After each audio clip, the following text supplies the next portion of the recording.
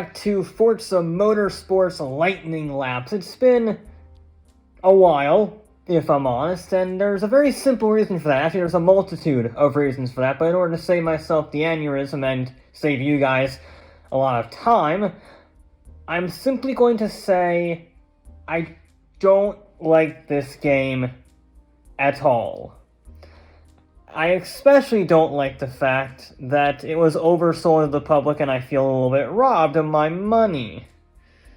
But there's one thing I hate more than that, and that is loose ends. And I said I would do these lightning laps week after week, which didn't happen, and, well, I'm a man of my word. So we're going to do one last lightning lap. The fastest cars at a Mini, the track cars, the best of the best from Car and Driver's list, plus a few more I've thrown in. The final 5, let's get going. So first up is said Mini Cooper. It's not just any Mini Cooper, it's the newest 2021 John Cooper Works GP. This is a brilliant little hot hatch. No, it's not as fast as an A45 AMG or a Civic Type R or anything like that, but it's still a very potent vehicle, and it's the only front-wheel drive car we've ever run on this circuit. Again, timing and lack of commitment on my end is that reason, but still, I wanted to have at least one front-wheel drive car, and this is a brilliant little thing in my opinion. It makes so much torque. I think it actually makes more horsepower than torque, if I remember correctly. It's a very torquey vehicle, and that means it does actually have quite a bit of, get up and go out of these corners. And it manages the torque steer very well. You can see there it does struggle a little bit on the, when it gets laid over a crest or a bump. But on the whole, this thing is incredible at deploying its power. That being said, it's still an A-class front-wheel drive hatchback. It's not going to be blitzkrieging any records. It's not going to beat the Mercedes or the Corvette or anything like that. And even though I'm pushing it like an absolute lunatic with 2 wheels on the grass, clobbering the curbs, whole 9 yards, 300 odd horsepower isn't going to beat anything. It might beat the Maserati. It might beat the Audi, the RS3, and the BMW M2 if it's a perfect lap, maybe, and that's still a bit of a stretch. So it's just not the hardware to actually set a truly great lap time. It is one of the fastest front-wheel drive cars Car and Driver ever tested, so it's not slow by any stretch. I think it did, an 8-minute lap of the Nürburgring, which for its price point is pretty darn good, and I love it. I think it looks really weird. I think it looks pretty cool. It's sort of like a Mini Cooper Cup car with the fenders and the wing. I always like that. It's purely track focused while still not being a $100,000 carbon fiber lunatic like the Renault is. I love that Renault. I wish it was in Forza, but it's a completely different price point. It's a completely different type of vehicle per se. This is a more, it's a GT3 versus the GT3 RS, if you want to do a comparison. But hey, you know what? It's still quick, and it's still almost at the end of this lap already. It's a very good lap for a front-wheel drive car. We're into the final never-ending corner, and it will have quite a bit of power on the exit, almost as much power as that Maserati Indy car. And it's going to deploy all of it. The gearing is okay, not stellar. I'm going to guess it's more of a medium-speed track vehicle. It's across the line, not a bad time for the Mini.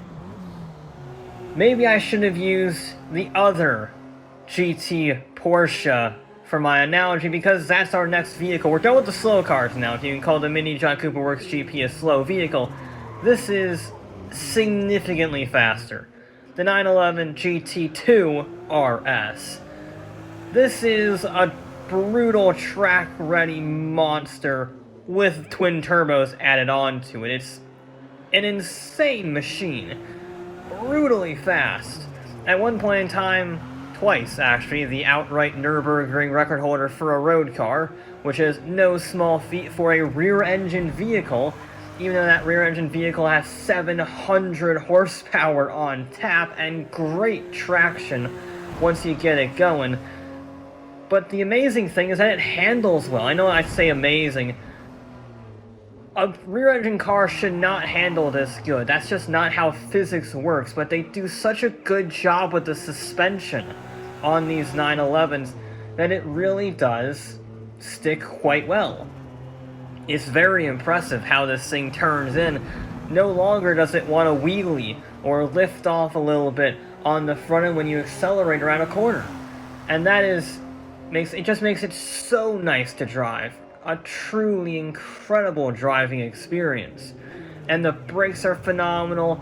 And again, that rear engine layout gives you immense traction. So yes, 700 horsepower rear-wheel drive, no traction control or anything like that. I don't run with the assists. And it doesn't have any problems. This is a very composed vehicle to drive.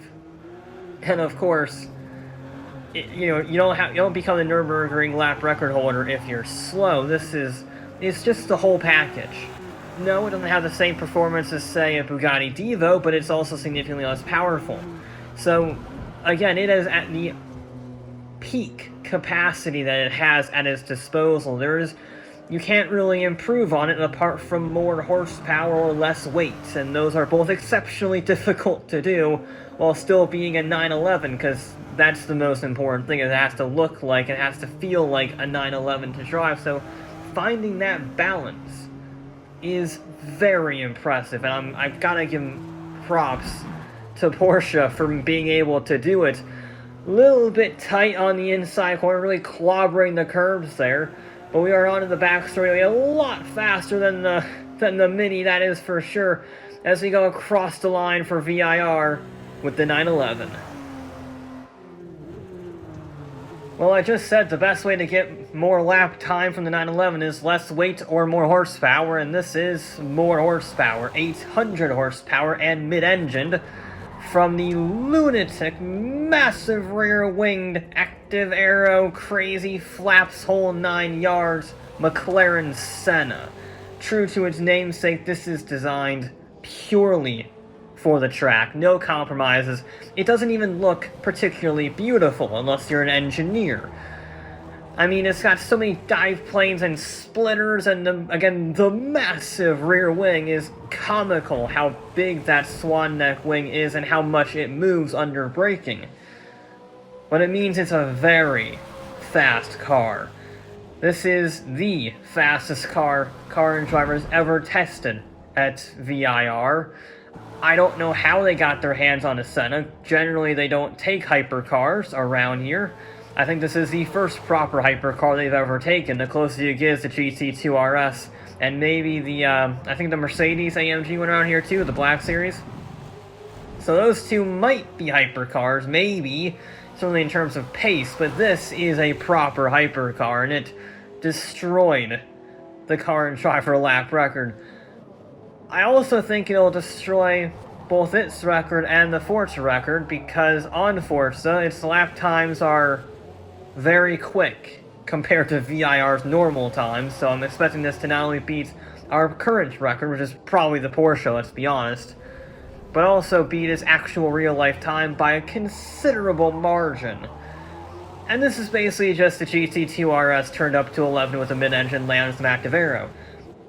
Pure track car, great suspension, pretty darn good traction, especially because it has 100 horsepower more.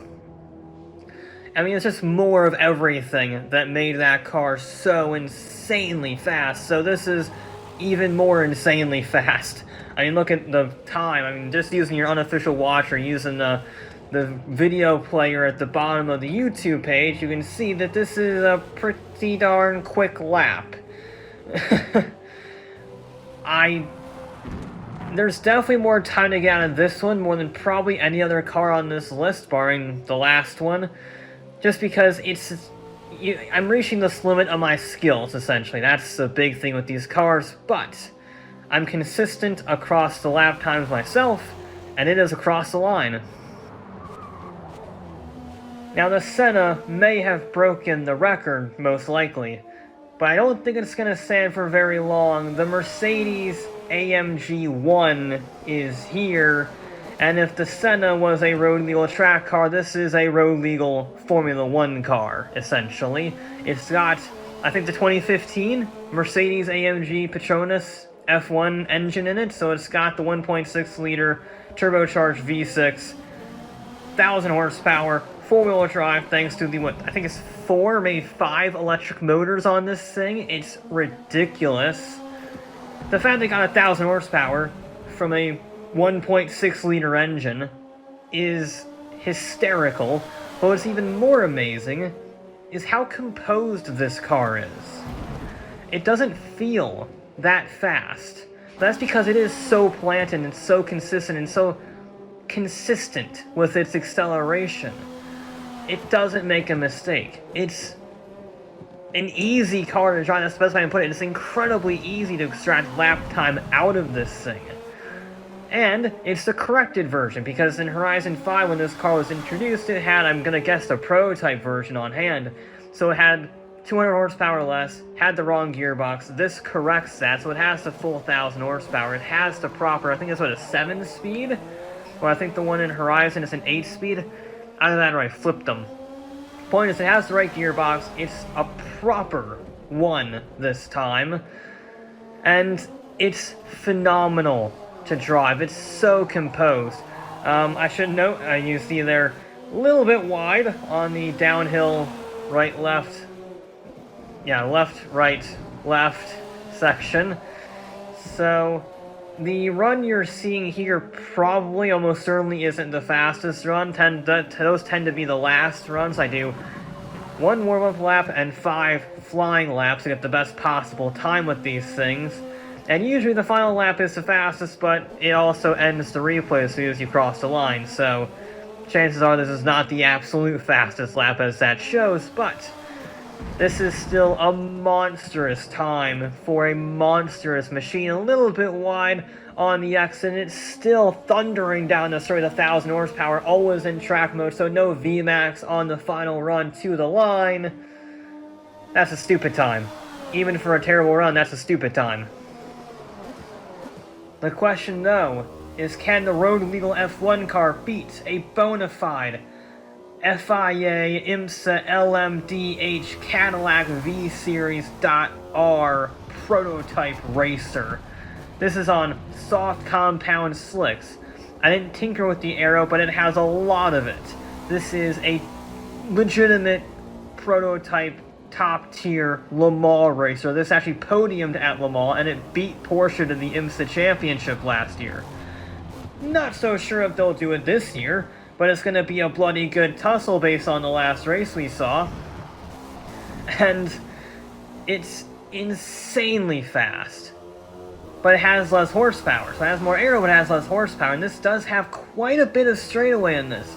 And remember, the one is four-wheel drive. I genuinely don't know if this is four-wheel drive or not, or if it's a rear-wheel drive hybrid. Regardless, it is bonkersly fast. The 919 and the 919 Evo, I guess, those generation of LMP1 cars are faster than these hypercars and GTP cars. But this is still going to probably be the fastest car you've ever tested around this circuit. I don't think the prototypes actually race at VIR. I think that would be suicide. I think it's the Virginia International Raceway on the IMSA calendar is only for GT class cars, the GT Pro and the GT Amateur. It would be cool to see these, purely because of the chaos that such a narrow circuit and such fast cars would bring. But I don't think we're going to see them.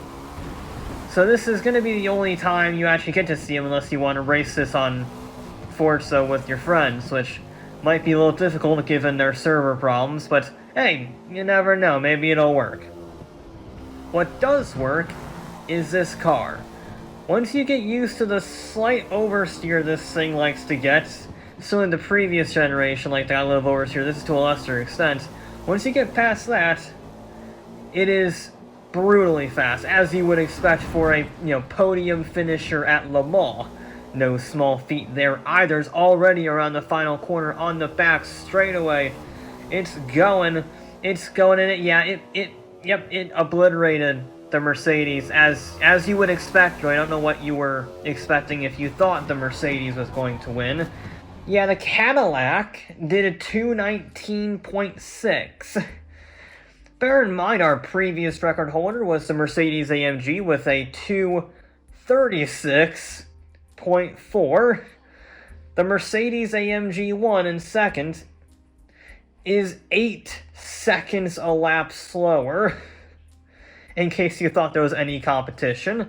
The Senna is 2 more seconds further down the road, and the Porsche is another 5 seconds down the road. So yes, they were all faster than the Mercedes. Well done, guys.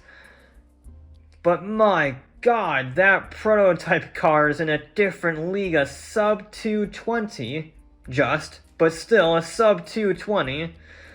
And I was right, by the way. The McLaren Senna did a 229.6, and its real-life time was a 234.9. This game is perfect with no obvious flaws. Now we have to go a bit further down to find the Mini. Quite a bit further down, if I'm honest. As you would expect, we're racing hypercars and Le Mans cars against a front-wheel drive hatchback that costs like 60 grand. But hey, you know what? It nearly beat the M2. It was 0.4 of a second slower than a bona fide front-engine rear-wheel drive sports car by the masters of engineering 10 years ago. And it did beat the IndyCar, so it's not last. But I think that speaks volumes to how good that 1939 IndyCar was, and more so than how bad the Mini was. Because the Mini was very impressive for its front-wheel drive nature. But the rest of that field, man, is just stupid.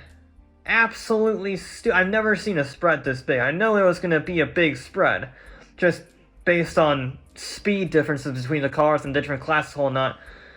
I didn't appreciate the 8-second gap to second place until I looked at this sheet while I'm talking. That's absurd.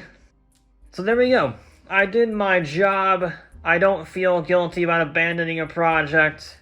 I will probably never do another build. I know they're working on renovating the build series structure, or on the build process structure, I should say, for this game, because their weekly players is abysmal, and they need to get their weekly player base up, or they're not going to be able to justify another one. So they are working on it, but that doesn't mean I'm going to do a build series. I might do more challenges. I might finally get around to making the D-Class car speedrun that I've been wanting to do for a very long time, because I think that will be really interesting with this new physics engine, which is by far the best part of this game. Until that gets rolled out in whatever capacity it is, I still might not be able to do it, we don't know. Until then, this game probably won't be played very much. I have some plans for it, now that the Nürburgring is coming back, but they're very small plans with relative insignificance. But, there you go. That'll be it for this episode of Forza Motorsport, and I will be back at some point, I'm pretty sure.